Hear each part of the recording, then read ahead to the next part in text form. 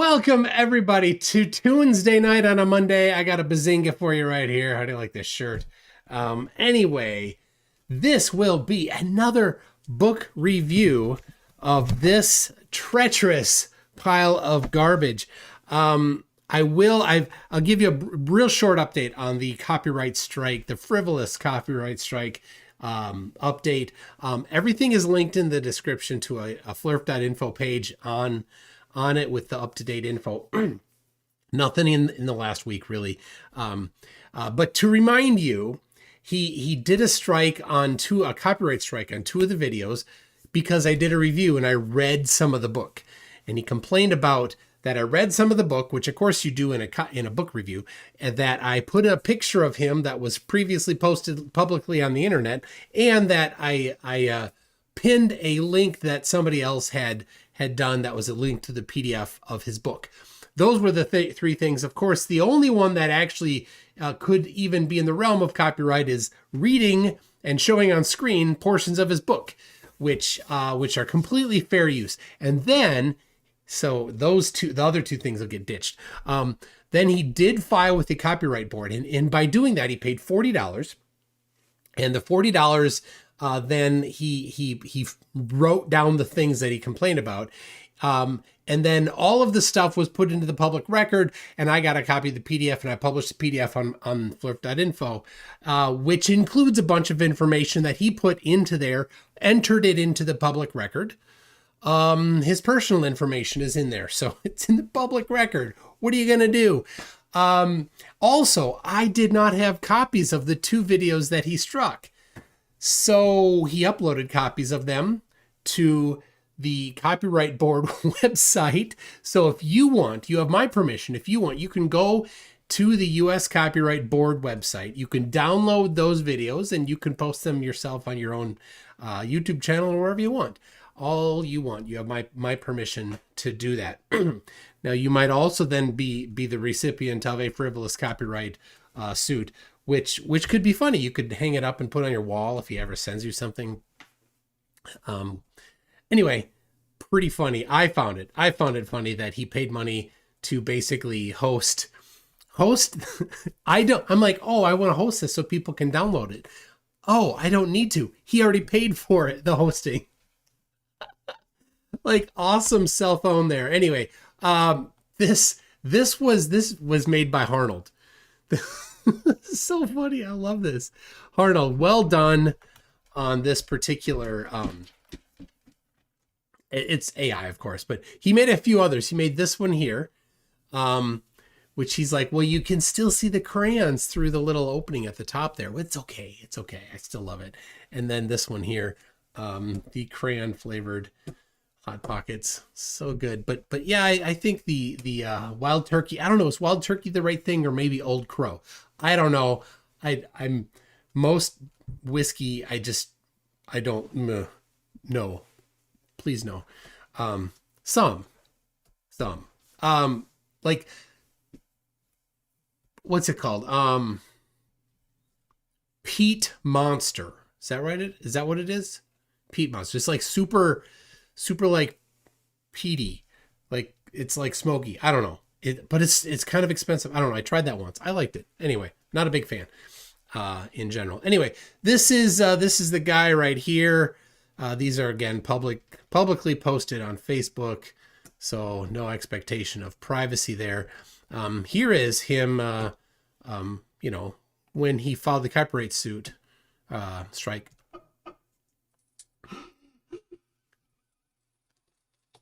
Poor boy.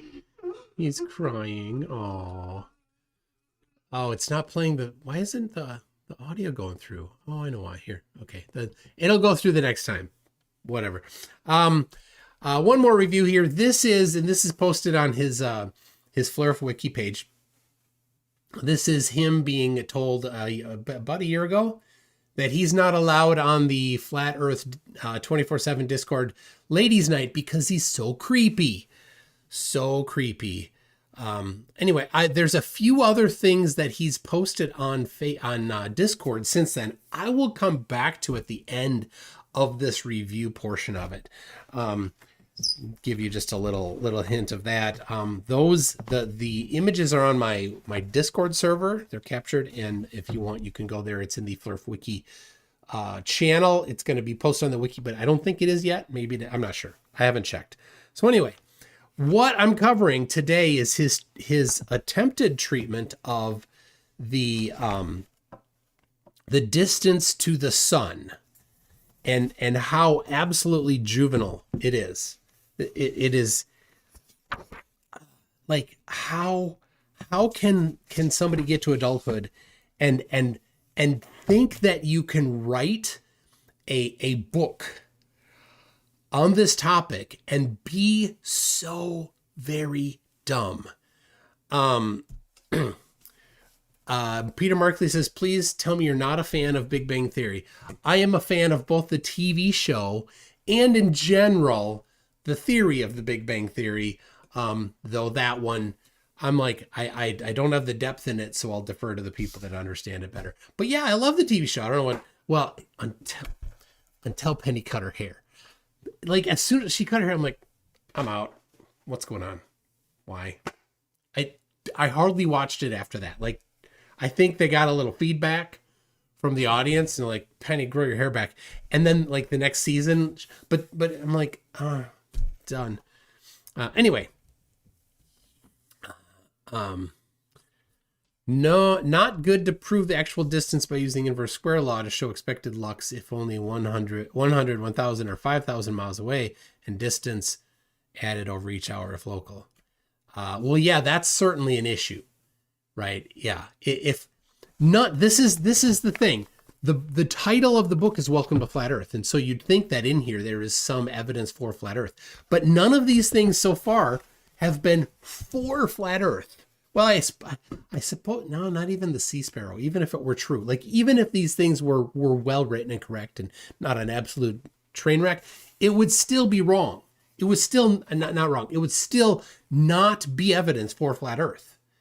The best thing, if any of this was correct, it's not, but if any of this was correct, the best thing they have is, well, it's not, they would have falsified the globe of a specific radius. And that's it. That's it. That's the best, strongest statement they could make if everything in here was 100% correct. So, yes. So QE's daughter is seemingly pretty smart, does not take after him.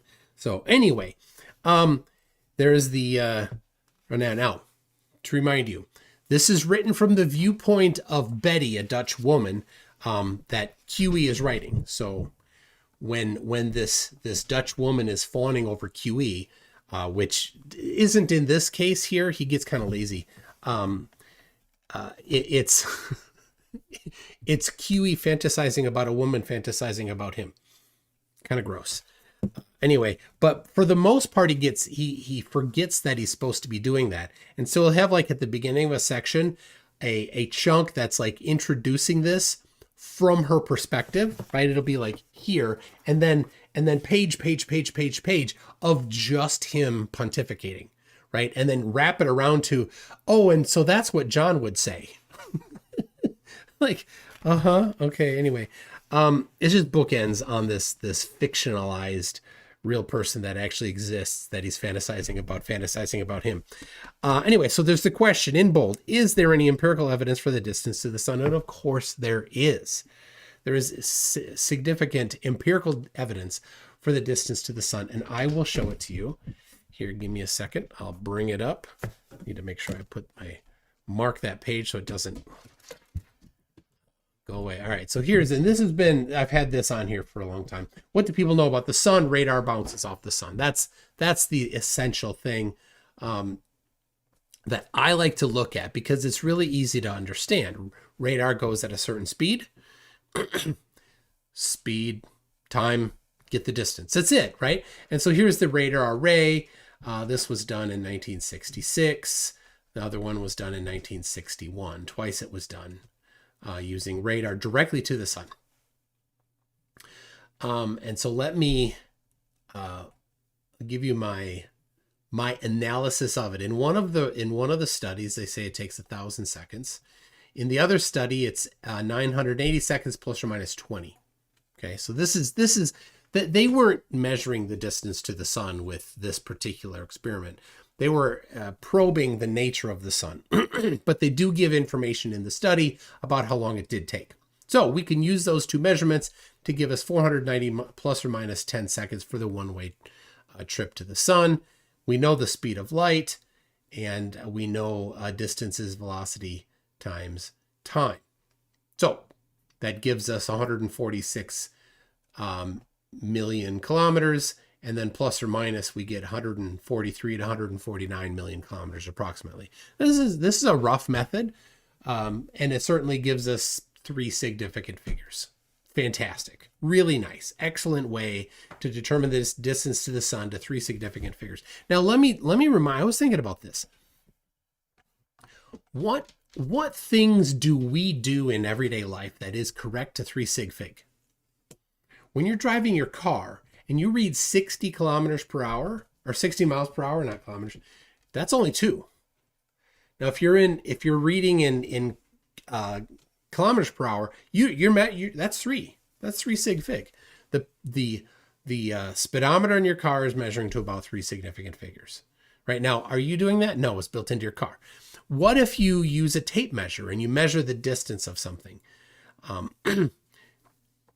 If you're measuring it in inches and in imperial, right? So it's inches and then up to about a 1/16 of an inch, right? So that's about 2, maybe 3 sig fig, right? Between 2 and 3 behind the decimal point, right? So that's about what we're able to do. If you really think about it, it's about what we're able to do in our everyday life. And it's good enough for a lot of the things that we do.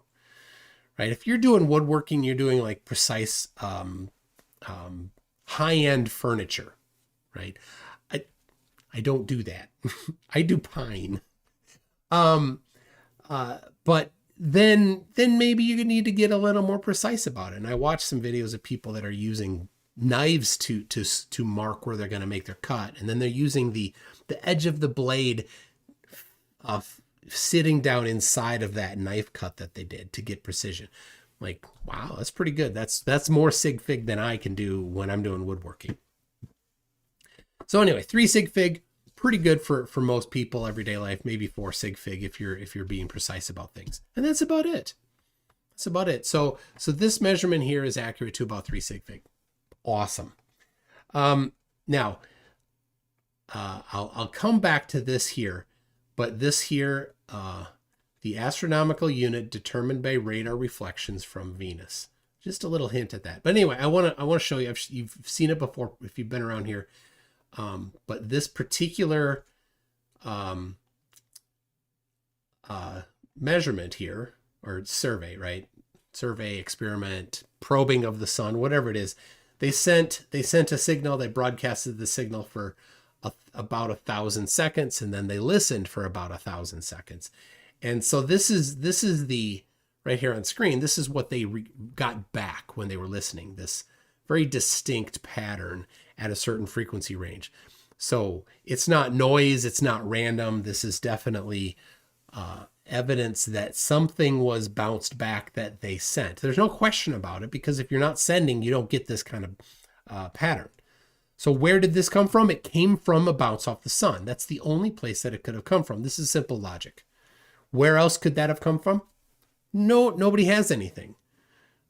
Right? So, and here's an overview of several different readings in a row. So there it is, and see how they line up. Of course, they're not perfect. There are things that happen, and so you've got this noise burst. You've got a couple different noise bursts and things. And so you've got, it's a really cool thing that they did. I really love this particular experiment. And partly because I really do like they had to build this really big array and you might have a problem doing this today because of the output.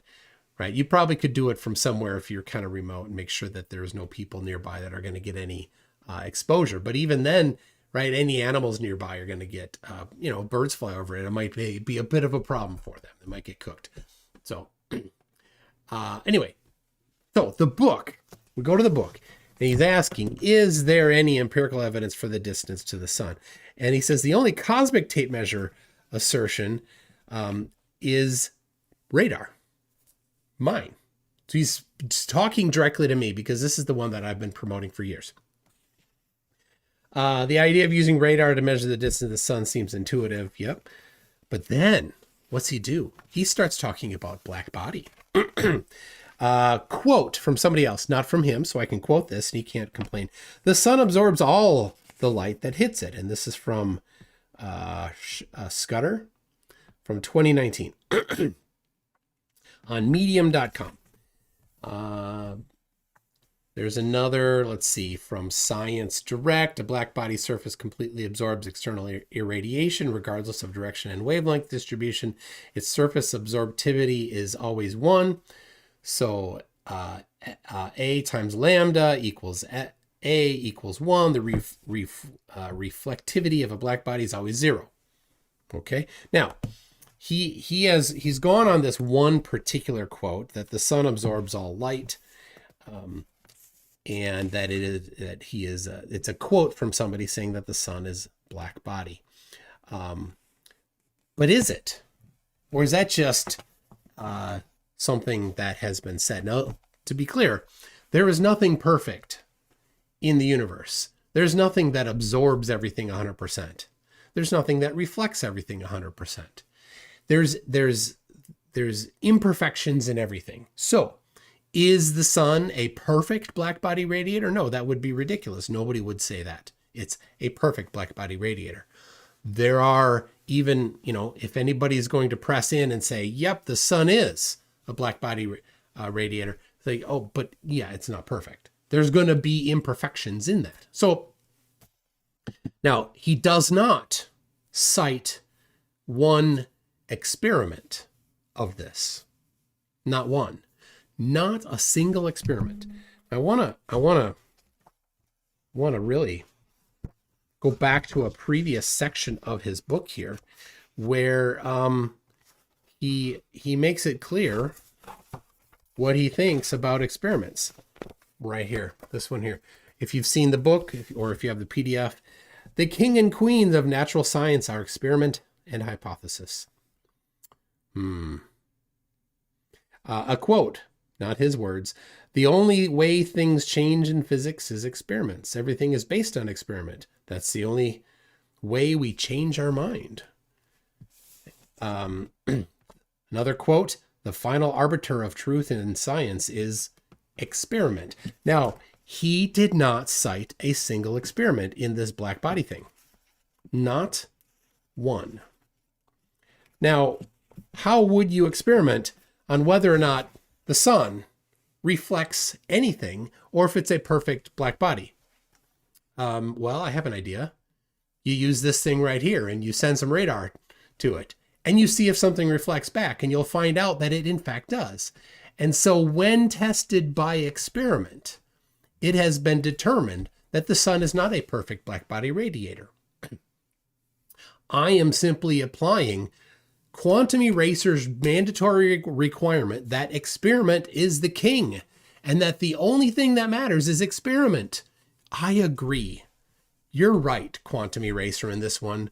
Experiment is what matters, and you don't have any experiments, not a single one, that shows that the sun is a perfect black body radiator. All you have is quotes from different people saying that, who, when pressed, would also say, yeah, certainly it could. It could reflect, and show them this experiment. They'd say, oh, well, turns out it does. That's what they would say. Because science is always provisional. Always, always, always provisional. There's never a final, this is it. This is it. You can't, right? Because as soon as you do that, then that means that if you were to have another experiment that came out contradictory to it, then what? You have another experiment, and experiments are king, right? So you couldn't have two experiments that contradict each other. You can never say something's final. You can never truly say something in science has been proven, because experiment is king according to Quantum Eraser. An experiment might show up something else. A more precise version of experiment might find something, a different angle to it, a different take on it. And the other reproduction, maybe there was some blunders in the experiment that was done prior. Always a possibility. Anyway, so he goes for 2 pages, cherry picking quotes about the sun, but never once citing an experiment. And that's it. That's the end of it. That is all that he has as a method, a way to reject the actual experiment that actually did test the thing that he is claiming. So that's a fail for you, Quantum Eraser. He's like the complete lack of any direct measurement. Well, turns out there is. But now, what does he do after that? Right now, there's more than one way to determine the distance to the sun. And if you're familiar with Huygens, you'll know that the first measurement that was pretty good, pretty well done, had some good methodology to it, was done by Huygens. There were ones prior. They were not that good. When you look at their methodology, there's issues.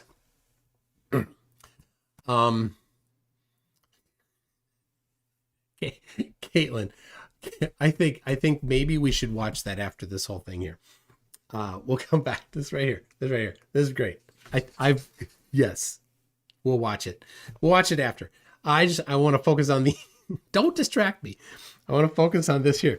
So, okay. So is Huygens, briefly, he determined, by looking at the phase of Venus, when throughout its orbit around the sun, it was at a right angle to the sun, from us, right? So from us to the sun to Venus, this right angle here. So so Venus would have, it would be to the side of the sun from our position. And so it would be half phase. You'd see it a half Venus, right? So that, and then when it's on the other side, you'd make another right triangle. So you can do that and you say, okay, so we can make a right triangle, so we can do some trigonometry. What do we need to know? Well, we need to know the angular size of the sun, and we need to know the angular size of Venus, and we need to know about how big Venus is. How big is Venus? Well, Huygens did not know. He did not have a measurement of it. We've been able to do a better measurement since then, but he estimated that it is the same size as the Earth. Okay? A reasonable estimate. So he estimated that and then looked at Venus as it transited the sun to get the angular size of Venus in relation to the angular size of the sun. Now, once you know the angular size of something, and then you can figure out, and you know one other thing, right? This triangle that I described, then you can determine the whole triangle. You can solve the whole thing. That's how Huygens did it. Now, he had made some other assumptions, other than the 100% size of Venus. It truly is about 95%. So it's within 2 sig fig is the results, or 3 sig. I think he's within 3 sig fig, but he's pretty close in it. But he had made some other estimates that were not correct either. But what happened is he kind of got lucky, and some of his estimates one way were wrong, and some of his estimates were wrong the other direction. And those estimates balanced out so that his measurement was pretty close in the end. Now, the methodology is great.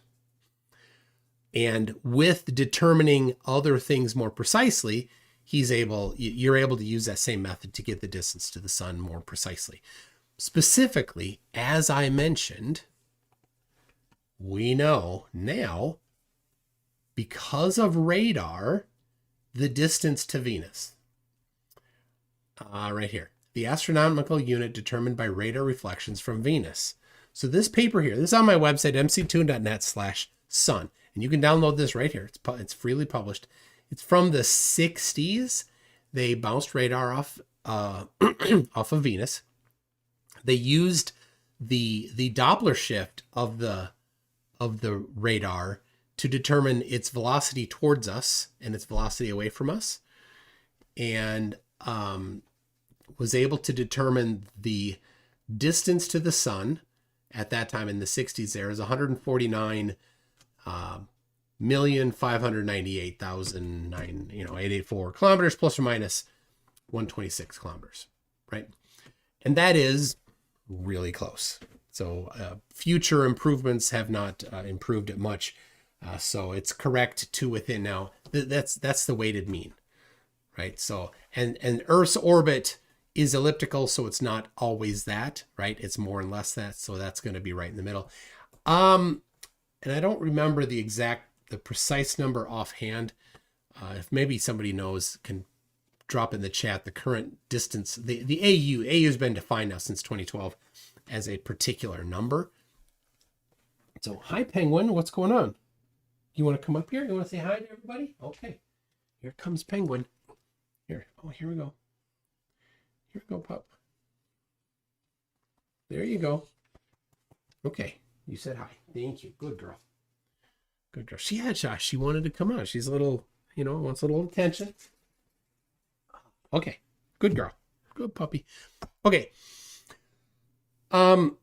So there are other ways to do it, but going back to, so just remember, he relied on quotes, not experiment, for the first part. The second part here, where he is talking about how Huygens did the measurement.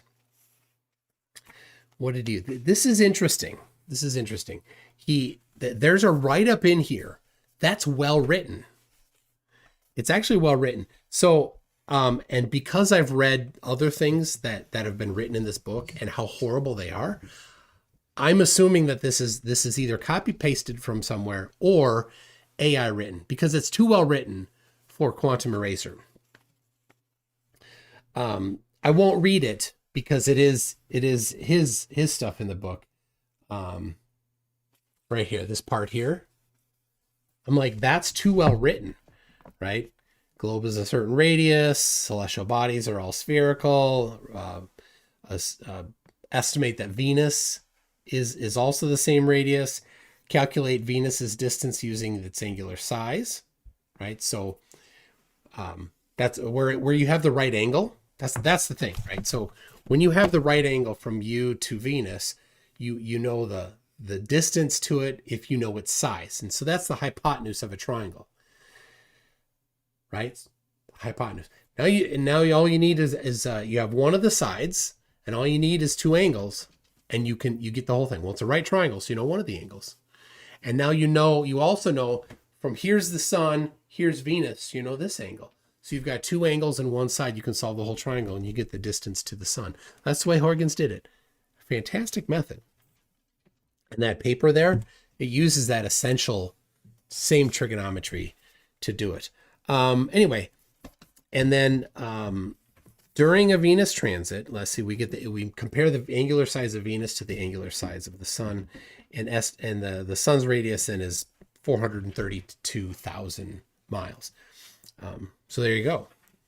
Then we know the angular size of the sun. That's another way, right? And if we know the angular size of it, and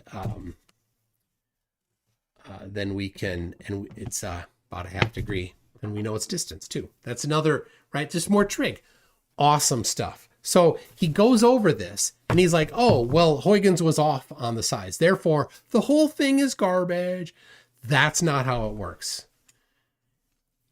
Future versions of this were done more precisely, but flat earthers are so ignorant that they'll take the seminal way that some particular thing was done and think that's it. Never again has it ever been improved upon. And there was some minor error in it, therefore all gone, right?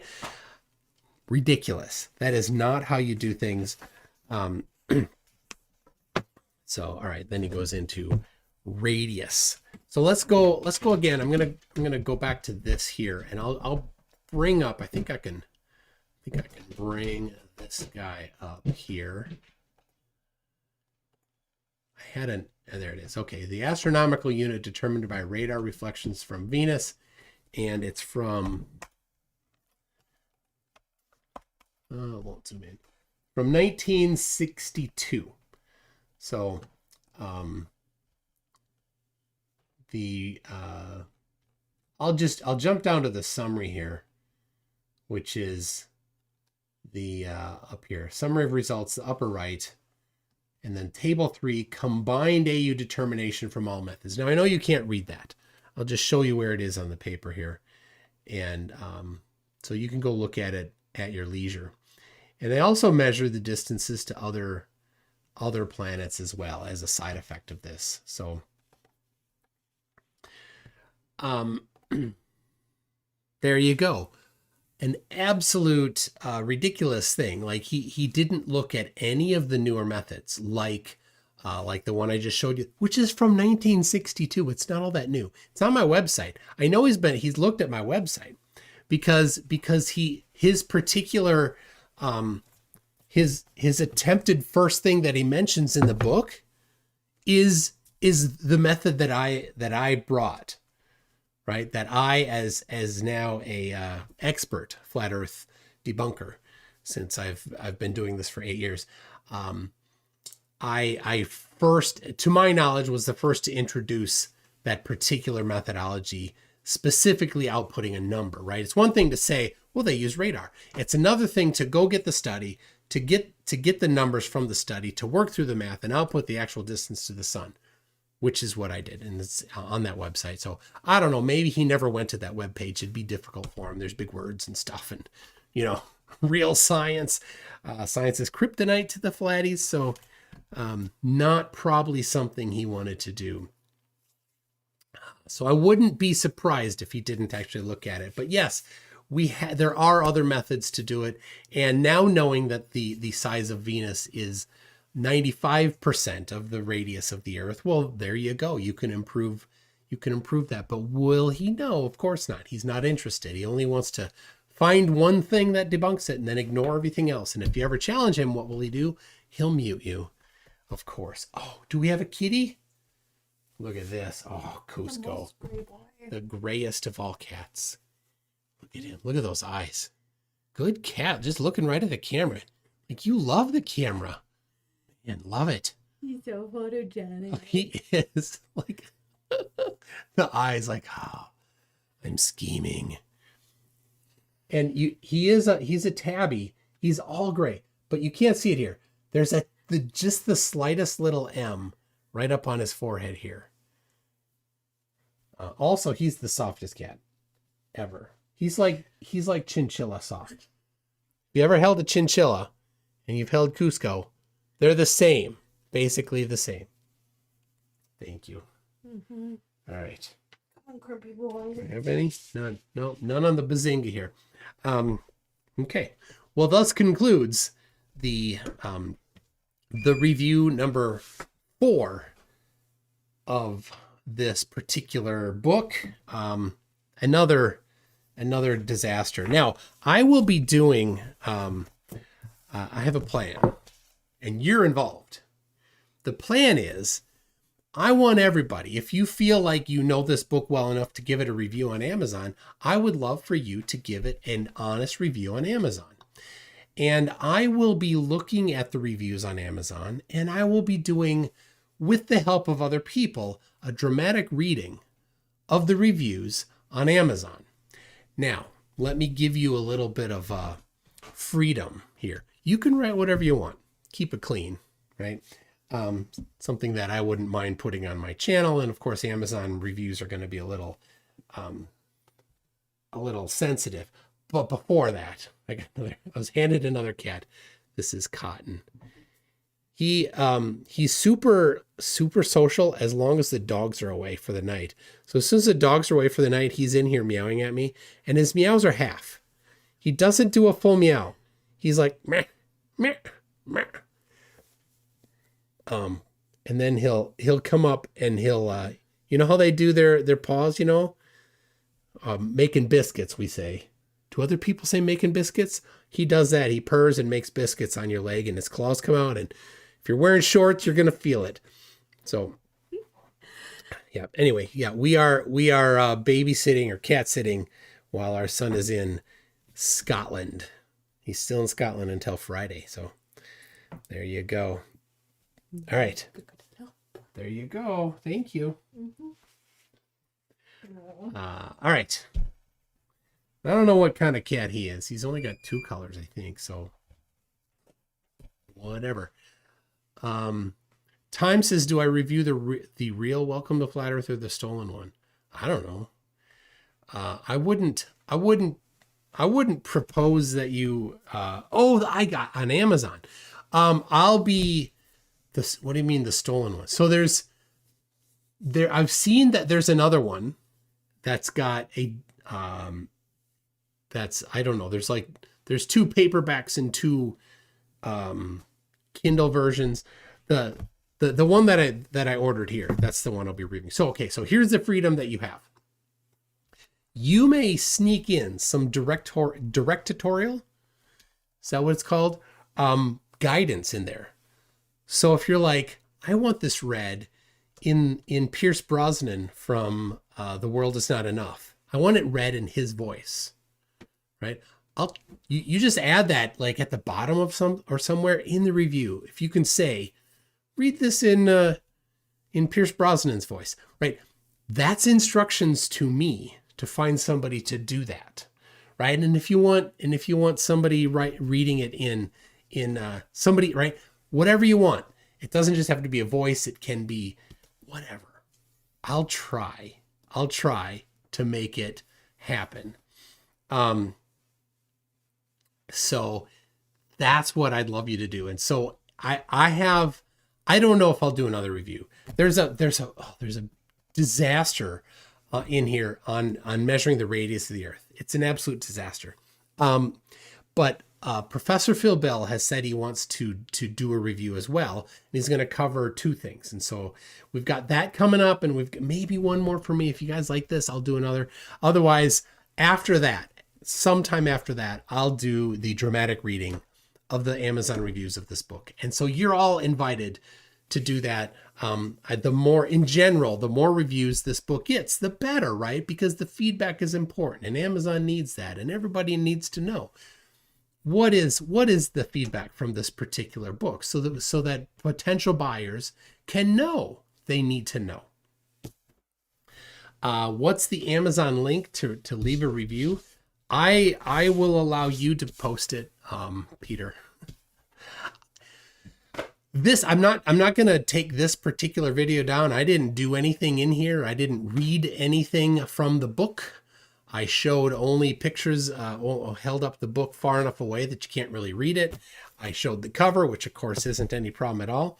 So this video will stay as is, and I'm not going to take it down. And if he does a strike on it, well, it will be a bit of a struggle for him, because there's nothing in here strikeable.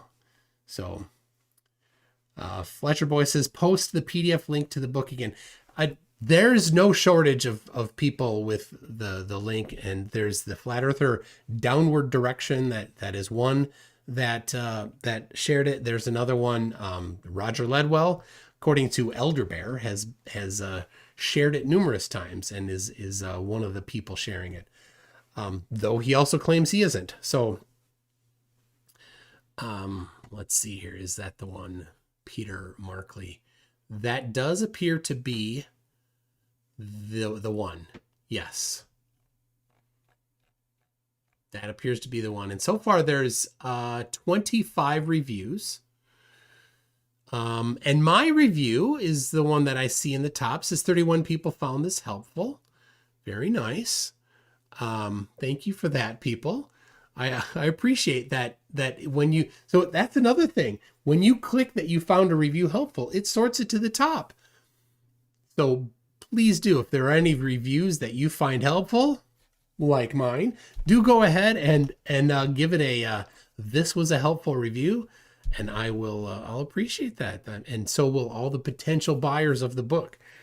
So, all right, let me read this here. We got Inquisitive Infidel says, some Flerfs heard about the problem of the one-way speed of light, so I could imagine one claiming they could argue the measurement is invalid. In fact, Nathan and Quantum Eraser have brought that up.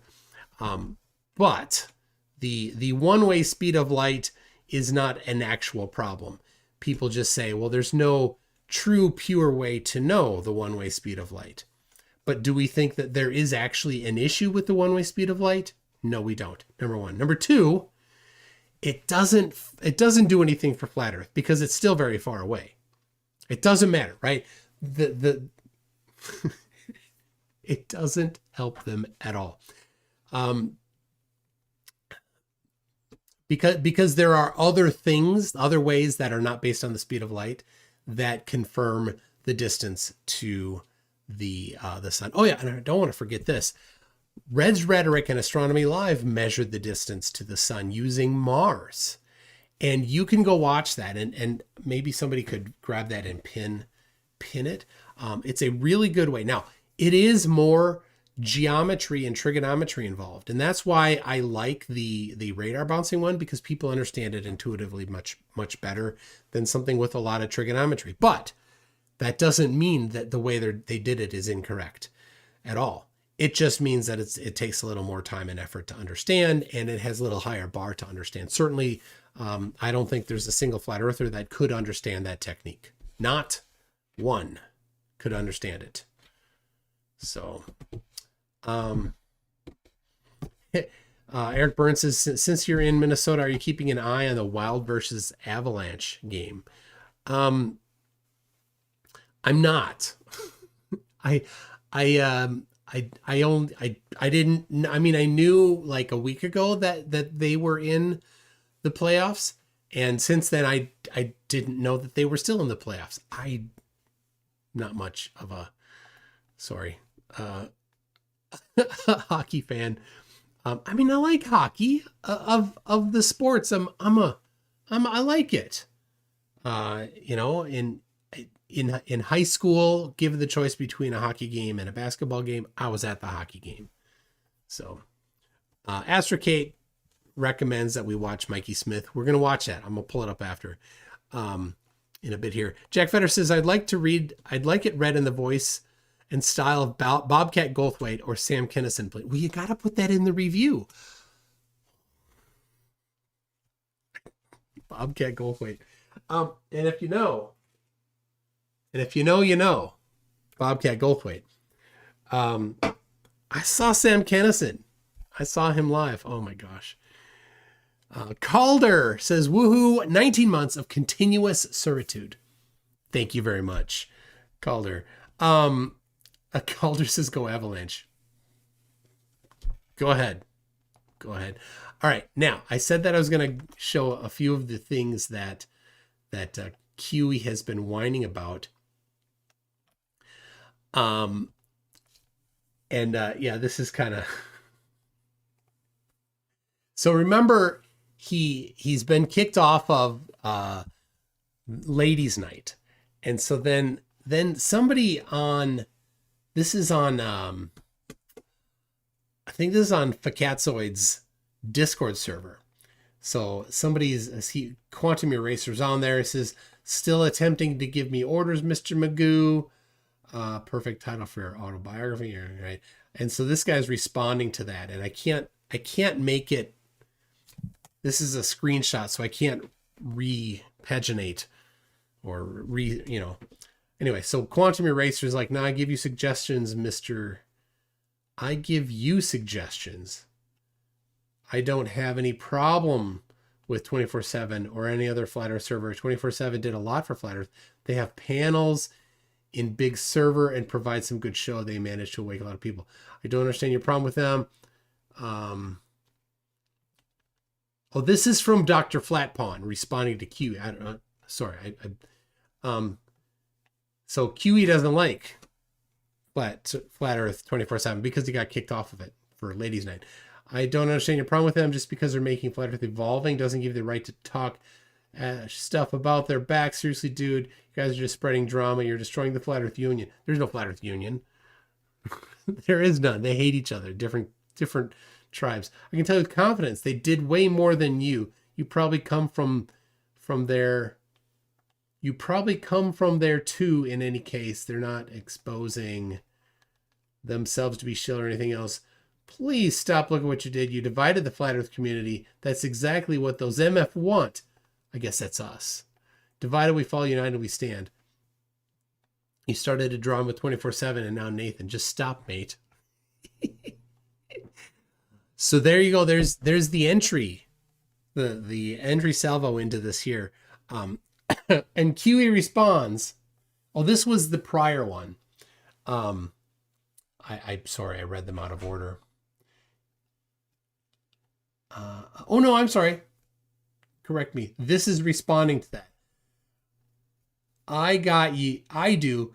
Space 4 exclamation points. You got a server filled to the brim with pretender clown flat earthers. Everybody he doesn't like is a pretender clown. 24/7 did a lot for flat earth. Yeah, because I taught those idiots for 6 years. Oh, he's got such an ego. Moreover, they can't get grade school level arguments right. Neither do you, QE. Neither do you. They have panels and big servers to provide some good show. They manage to wake a lot of people. I appreciate that. You're welcome. He's taking credit for it. Oh, the ego. The ego. Well, after all the time teaching pretender clown flat earthers, there's still a small group of weasels. AI idiot. DJ doofus. Yes, DJ. Yanker, Yoder, Jedi. Like, he has to give names to everybody, right? Who stabbed me in the back because of my Johnson? They had Johnson envy. They banned me from the server.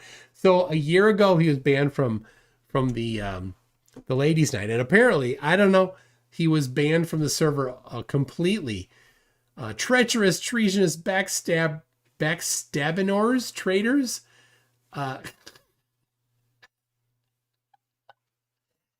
Space, lots of exclamation points. That's why Miggy left. I don't know who Miggy left is. That's just because they're making flat earth evolving. You mean devolving? You have no idea who you're speaking with, do you? Yes, the ego. The ego. The absolute. Oh, it's so funny. Somebody, okay.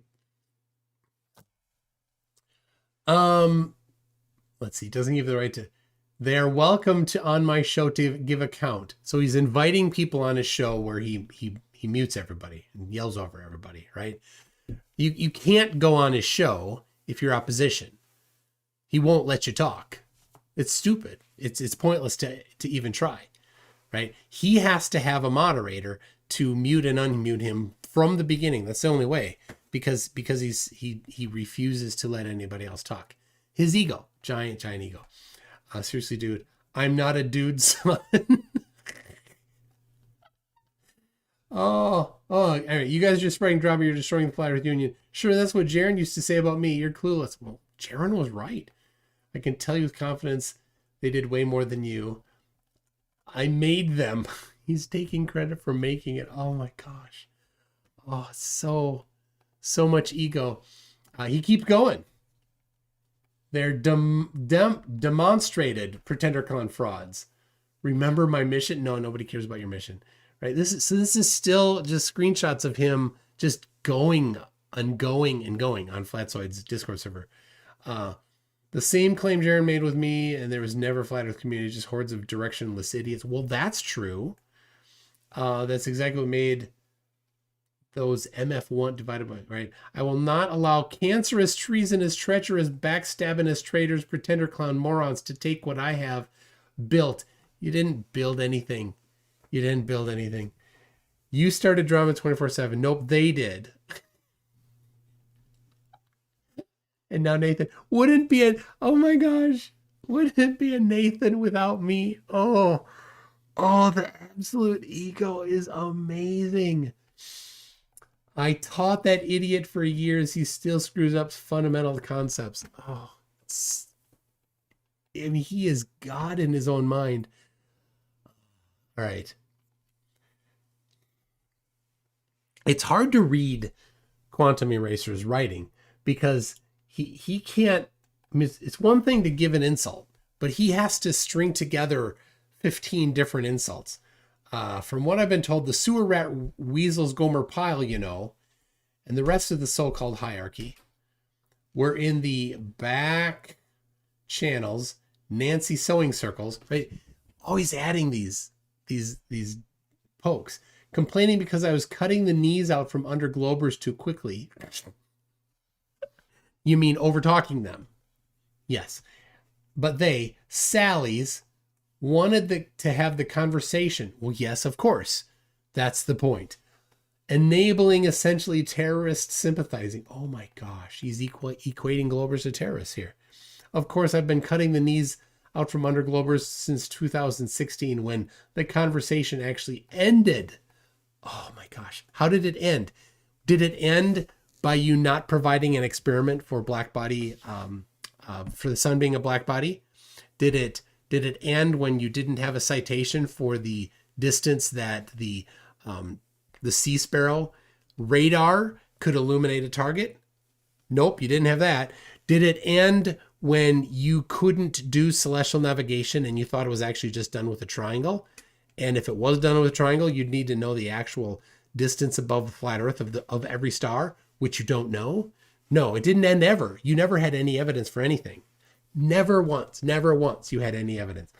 Anyway, so they hatched a plan to get me to disrespect one of their pseudo mods because I'm no respecter of persons, essentially. Well, yes, yeah. Mm-hmm. Then ban me for disrespect. Of course, they had to get me outside 24/7 home base because I was a king moderator for good reason on the home server. I don't know. Is this the 24/7 home server?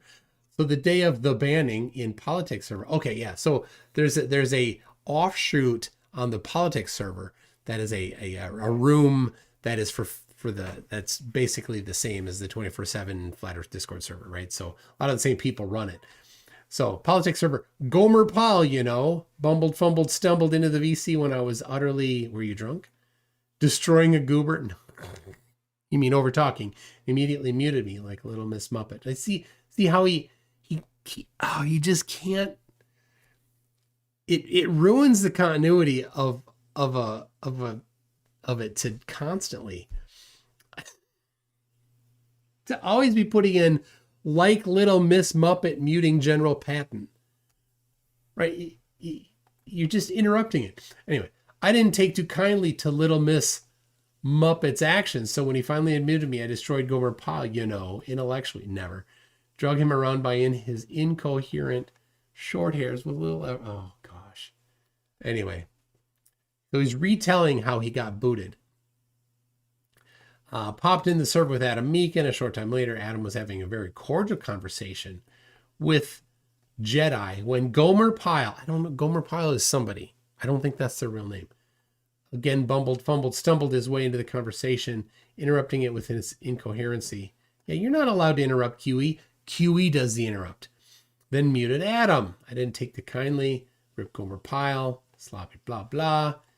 So he muted me. A few hours later, I couldn't enter the politics server because I was banned.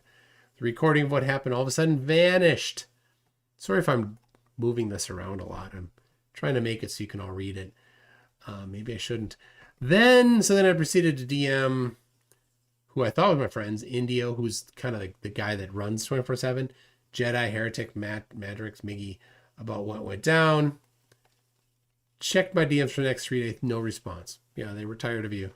That's the backstabbing, yellow spine cowards. That's pretty much it. So there you go. There is his little whiny hissy fit on the whatever, getting kicked from the 24/7 Flat Earth Discord server.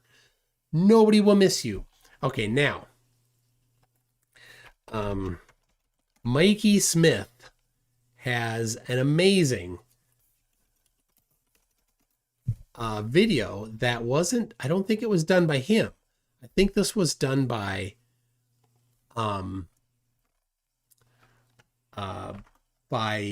Sam, Flat Earth Reconnaissance, and there we go. I will start teaching people how to. Okay. Let me get this set up so you can so you can see it better.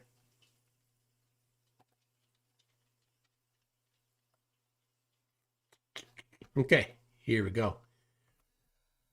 This is, oh my gosh, amazing.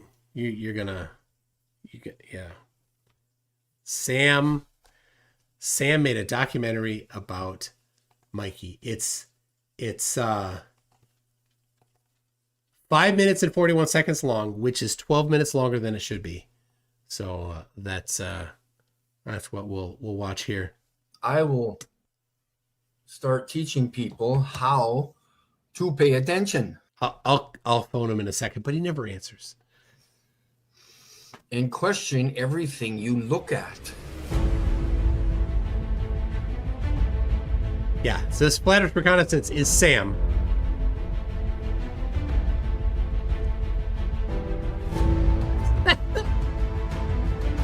It's so dramatic. April 11th, 2023.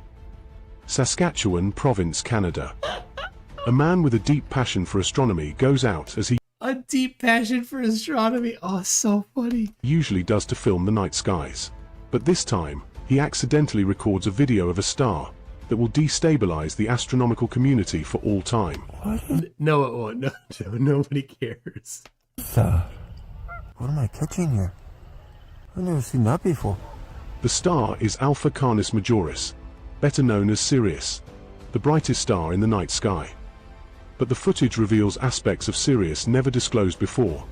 It has a structure and generates some type of electrical impulse. You can kind of see a faint triangle on this side too, where it points out. Yeah, it flashes off and on. Kind of. That man is Mikey Smith, a That flat man. Earth activist and an expert in digiscoping, the Digiscoping? An expert in digiscoping. Ooh. technique of capturing videos by connecting a smartphone to the eyepiece of binoculars. And the very technique he's been using so far to record the night skies. Mastering this method, Mikey Smith soon succeeds in recording more stars, showing identical structures and behaviors, like Venus, Capella, Vega, and Jupiter. Is digiscoping even a word, or did he just make this up? I've never heard it before. He even gets footage of some sort of static texture behind the stars he calls the firmament. There's obviously a firmament there. You're It looks to me like digital noise that's been JPEG compressed. looking at it. There's so many things wrong with that statement alone, I don't even know where to begin. Creaky. But his discoveries spark a Freaky. massive backlash. But we're doing our own thing over here. We're making fun of Mikey, the real star man. Accused of producing distorted shapes of stars, due to poor equipment and lack of expertise, he becomes the subject of harsh criticism, from flat Earth opponents to flat Earth proponents. I'm recording the firmament and the stars. That bothers you. You're not recording the firmament because firmament doesn't exist. I wanted to Curious UK debunks. try to do something more natural, so I went to binoculars. You have inadequate camera stuff. Whatever's doing that, it's your lenses or something like that, that's showing those pictures like that.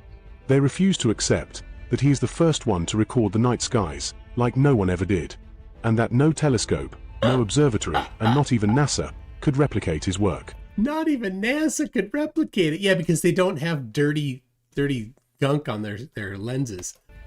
The firmament is also stationary. Where's the firmament? Why haven't we seen it? Why are you the only person? Wait, how could the firmament be stationary if the stars are embedded in it and the stars move around all night? Wait, Mikey, you're not making sense. In the entire planet, other than Sam, says that they've seen it. All the telescopes worldwide, whatever their size, are incapable of showing us clear pictures of stars. But on February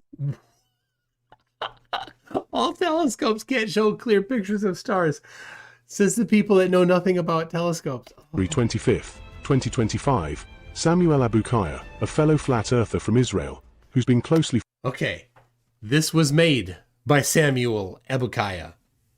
I've never heard it said before. Now I know how to say his last name. following Mikey Smith's work, releases the Telescope's Conspiracy video series.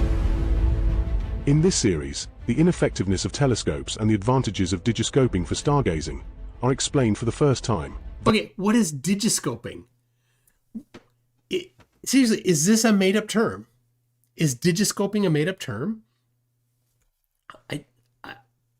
Oh, gosh. validating Mikey Smith's achievement and reinforcing his credibility. All they are showing us are big blurred spots of lights, and we are being taught that these are the precise shapes of the stars. Even within the flat Earth community, misinformation about the shape of the stars is being exposed. Oh, Jim Ennis is the best. His pictures are great. So you understand? So there's some kind of a side up here, going on, yeah. This is a star. No, it's not. Zoomed in with a P1000. No, that's That's not a clear star, guys. That's so Mikey actually gets this right. He figured out that the P1000 zoomed in and out of focus isn't showing the right thing. not a clear star. The stars are not in water. The water is above. This is not a clear video of Capella. There is Capella. But Sam doesn't stop there. Conscious of the importance of Mikey's discoveries, he goes out on his own to record the night skies, using Mikey's techniques. This move is a success, as Sam's observations fully corroborate Mikey's discoveries. Oh, hold on a second. That dancing, that... Move is a success. Oh my gosh. Oh my gosh. I only watched the first like 2 minutes of this before. Oh my gosh, they're dancing. Oh my gosh. As Sam's observations fully corroborate Mikey's discoveries. I gotta get that the original full video to get as much dancing as possible. New footage of the skies above the Holy Land confirms the shape of stars Mikey already filmed. But with more powerful high-grade binoculars, Sam witnesses much more. Here comes the pain. No pain, no gain. Stars that spin on their axes. Oh my gosh. So dumb. That discharge energy. Alright, digiscoping is defined as the practice of shooting digital photos or videos with the camera attached to a spotting scope. Okay. And that show reflections.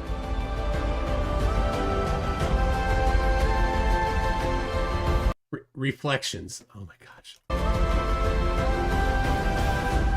You're not recording the firmament because firmament doesn't exist.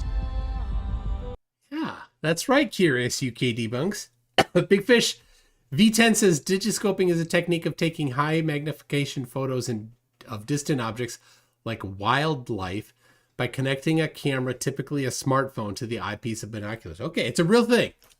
But the stars do reflect upon a cloaked surface, present right behind them. We don't know. Or, hear me out, they're internal reflections inside the optics. What it is. But we know what it's not. It is not emptiness. And it cannot be space. But it's the new front line in the war for knowledge.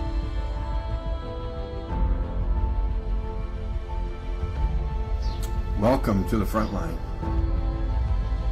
Oh, welcome to the front line.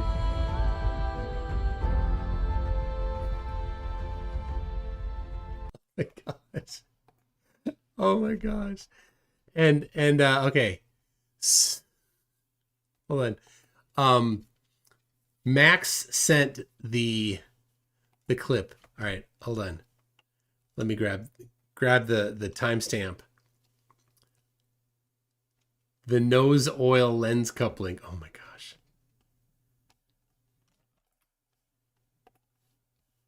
You know?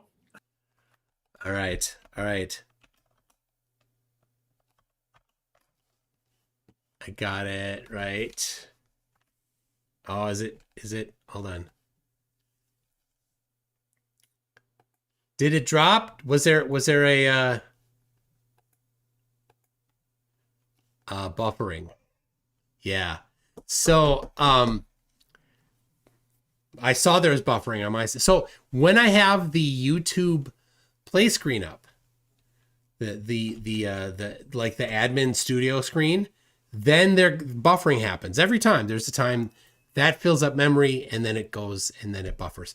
This right here, I used to have initially from that screen. And then I changed it to be Firefox. And now this is an app that I wrote myself. So this is an Electron window, not Chrome or Firefox. This doesn't have the issue. But if I have the YouTube watch page up in YouTube Studio, occasionally it'll still do it. So what I try to do is I try to not have that page up. Sometimes I forget because I need to have it up to launch the video and stuff. So I had it going. So anyway, and then I'm pulling it in. I was going to that page because I need to get to that page to get Max's timestamp. So there we go. And I'll jump out of it. Grab the timestamp. Just rocking out. And all right, now I'll grab it here. I'll put it in here. All right, now. Oh my gosh. And DJ New Moon, he's got his face covered. I mean, if you're a Flerf, like, I don't blame you. Why is it? I don't want the live chat up. All right, whatever. I'll clip it. Anyway, here it is. Just rocking out. Oh my gosh. Oh, Max XD. I do martial art too. Kickboxing, everything. Nice. Oh. He does, huh? I haven't done anything like that in years. Yeah, you've done nothing like that, Hakeem. I can imagine Hakeem stumbling around like the Star Wars kid with the lightsaber. That's Hakeem. That's him. Oh my gosh. All right, I'll clip that. Thank you for that, the timestamp. It's so bad. So bad. All right. Here we go. Greg Edmonds says 30 days in the hole. 30 days in the hole. Is that is that 1 month into the membership? I think that's what that means. Thank you very much for that. You've been around a long time though, so maybe it lapsed or something. Or maybe it's the first time. Thank you very much if it is. Jack Better says, I think I held a chinchilla on prom night. Yeah, if you've held a chinchilla, you'll know. They're super soft. And so if you've held a chinchilla and then you come and hold Cusco, you'll know. Fletcher Boy says, let's call Mikey. Phone a Flerf. Oh, yeah. Let's do it. I mean, there's no chance he's going to answer, but we'll still try. Right? Hold on. It's supposed to be playing. It's not playing. All right, hold on. I'll relaunch the app. Oh, you know why? That particular app needs OBS to be running before it plays. Or before I launch it. And I did not have OBS running. That's why. Though I did update OBS today, so maybe that's why. We'll see.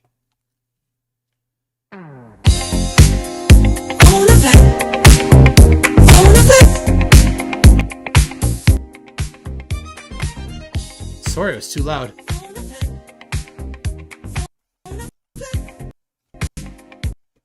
What time is it?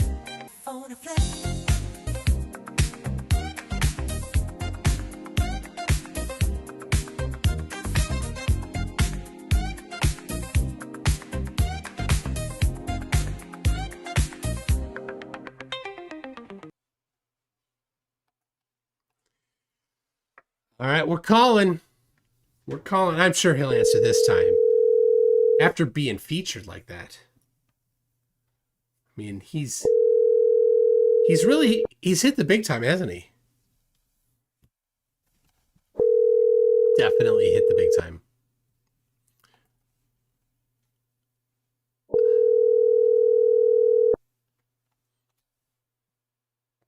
I got it now. I wasn't thinking about that.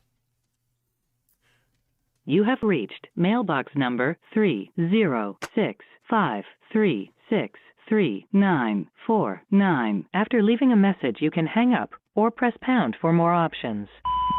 Mikey Smith is your best friend, MCToon. You know, I just watched the video. What you've made it big time. You hit big time. Sam Abukeya. I hope that's how. Flat Earth Reconnaissance featured you as the real Starman. So exciting. You finally hitting the big time, being featured on his channel. I mean, that documentary on you, top notch. Congratulations. So excited. I know probably Nobel Prize is next. I know. Just, you know, when you get there, remember us little guys that helped get you there. Anyway, love you. Bye. All right. There we go. Yeah, he's signing autographs. I mean, he's probably, you know, working on hand editing the LaTeX for the paper he's going to present and have it be published in Nature for sure. You know, that's how he rolls. And all right, Eric Burns sent me something. I'll grab that. We'll go to downloads with that. And what was this? Oh yeah. Yep. All right. Thank you, Eric Burns. I'll grab that. Let me get it over here where I can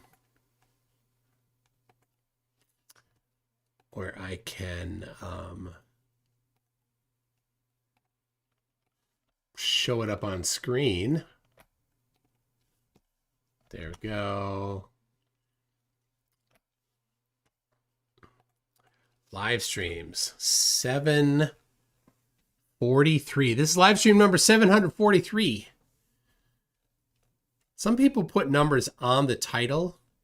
I never liked that. I don't think I need that. All right. Here is a real photo of a star taken with a telescope. And so they're like, "Oh, there's never been one that's been clear." Yes, there has. Here you go. What star? What is this? Is this Sirius?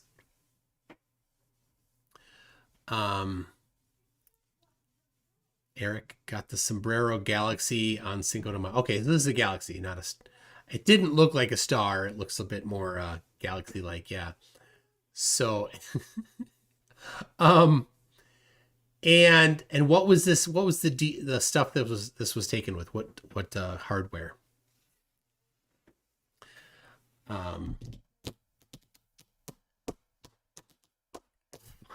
Fugazi says I've been there. Of course you have. Of course you have. All right. I'll wait for my Eric. Oh, C-Stars S50 smart telescope, about 2 hours of data. There it is. So yeah, so to get a good galaxy picture, you need to have a long exposure. Inquisitive Infidel says a star is an LGBT horseshoe crab in the sky carpet. Gosh.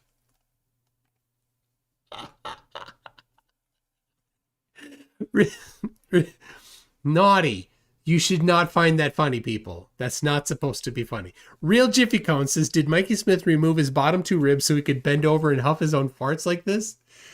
No, that wasn't Mikey huffing his own farts. That was Flat Earth Reconnaissance huffing Mikey's farts. That's what that was. You gotta get right who's huffing what. Unfornicated says Sam using his Alliance of the Dome or Alliance of the Dumb logo to promote digiscoping and raking about himself in the third person through AI voice. Credibility? None. In the life 475 for 15 Australian dollars. Thank you very much. Says New Moon covering his face so his dad doesn't beat his ass. 100%. 100%. Like, it's embarrassing. DJ should hide his face. Jack Vetter says, the intellect of a toddler elevated to Flerf King, of course. Mikey's pictures contain no actual pictures, only noise, lens flare, distortion, etc. 100%. It's internal reflections. It's Vaseline on the lens. It's chromatic aberration. Like, it's a dozen things at the same time.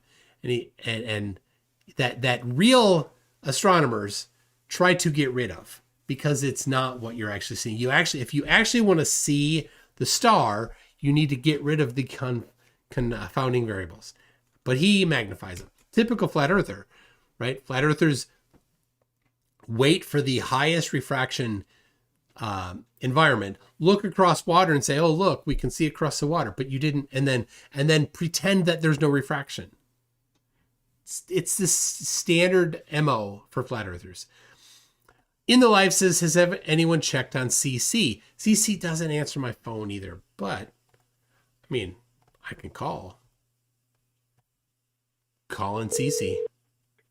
Sorry, no one's here to take your call. See. Your name and number. Thank you. At the tone, please record your message. When you've finished recording, you may hang up or press 1 for more options. To leave a callback number, press 5. CC, it's your best friend. MCToon, I'm your biggest fan. You know that. I think you might have accidentally marked me to not to send my calls to voicemail. I'm sure that was an accident. What you want to do is take that off. And then my area code's a 612 area code. That's how you know it's me. And take that off and then put it to your favorite callers so that you know it's me when I'm calling. Because I know you want to talk. Anyway, CC, been a long time. Let's talk. Love you. Bye. There you go. That's what we can do. I mean, we could send somebody by to his house to see if he's okay, I suppose. CK Mamacita says, the epic music playing in the background while they dramatically present blurry stuff, star photos, as if it's better than anything NASA can produce. Of course. I mean, this sea star. How much is this sea star compared to the binoculars that Mikey bought? That's what I'd love to hear. Real Arnold says, please prove to us you are not Red's rhetoric. Yeah, that's RG the artist has asserted that Reds and I are the same person, even though we've been on the same stream. We've talked over each other. We have dramatically different voices. I don't know. I mean, maybe we don't. To me, we have dramatically different voices. He has, I mean, his voice drops panties. Mine doesn't. So, I mean, how could you even compare? You can't. All right. Do we have pricing? I'm just looking for pricing on the Sea Star that Eric Burns has. Oh, Professor Phil Bell, are you here? Here he is. Peachy Tony, I'm so late getting ready for some more surgery tomorrow morning. And then Professor Phil Bell, and then Peachy Tony says, all the best for that. I'm actually in emergency now. What is going on? Tony, are you okay? I hope you're well. It's never fun. Even if it's not you, it's never fun in the ER. Right? Like, they triage, right? They take the most important stuff first. And if you're like, oh, I'm just sitting here with, something, they're like, yeah, have a seat in the room there. We'll get you in 3-4 hours. Rogosaurus. Is that it? Is that how I say it? Rogosaurus says, thank you for your candor. I enjoy you. Oh. Thank you very much for enjoying my candor, I guess. I appreciate that. Okay. Let me check here. See what, did we get any pricing on the Sea Star? PhD Tony fell downstairs and twisted his ankle. Well, I hope you're okay.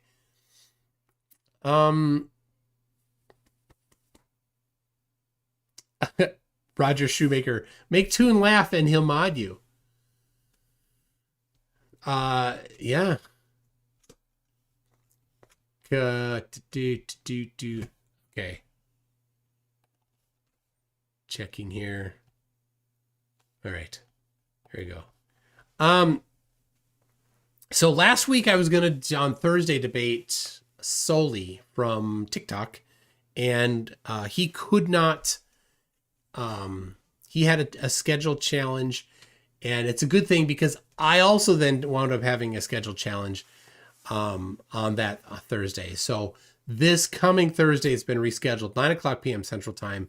We each are going to be presenting 3 topics. We have shared the topics with each other. So that's cool. I like this kind of debate. Historically, when this has happened, the flat earthers have bailed last minute. So I hope that doesn't happen. In fact, some of them have requested what happens in actual like competitive debates. Like you don't just send your topic, but you send your notes. And I've done that with people before. And every time I've exchanged notes, I won't say every time. I maybe every time the flat earther has skipped out and said nope, because they looked at it like, oh, I can't do anything. I can't run. So Calder says, what cast likes debating that idiot? Yeah. Anyway, it'll be a structured debate. So yeah, Jaron is moderating, so there won't be an opportunity for either side to just overtalk. Jaron will jump in, and he's the best moderator I've ever seen. Modern Day Debate has a bigger channel than a lot, right? It's a debate channel, but the moderation there is pretty sloppy, I think. And the format is just opening, and then discussion. That's it. Which is really what we're having, but I don't like that.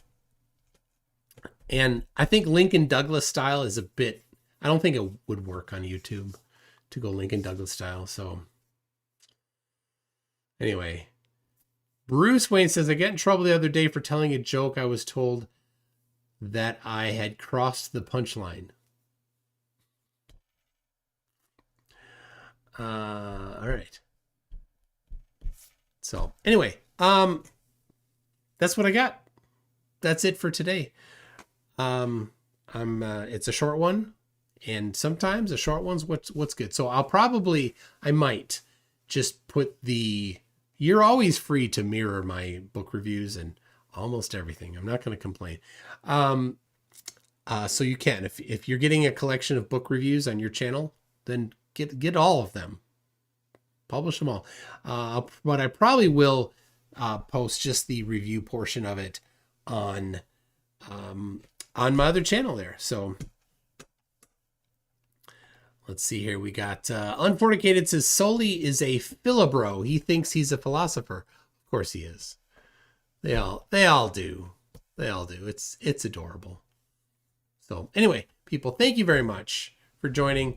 I'm gonna call it a night early tonight. I got so much. I got a lot to do. And I do with the virus that's been kicking around, and the flatties are like, not again. Just remember, flatties, stock up early on your ivermectin, your apple flavored horse paste, because you're gonna need it. His beard like a thick, his hair overgrown, a Wookiee reflection in the dark, all alone. He longs for warm ceilings, for walls to be made, apple flavored comfort from the tractor store trade. In the arms of compassion, hear his fragile song, help insulate the shadows, help him find where he belongs. Don't cry, people. Don't cry. You can bring Cubby hope, please. Help him. For only $1 a week, you can help make sure Cubby never runs out of apple-flavored horse paste from the Tractor Supply store. And maybe even gets a proper ceiling in his damp, moist basement studio of truth.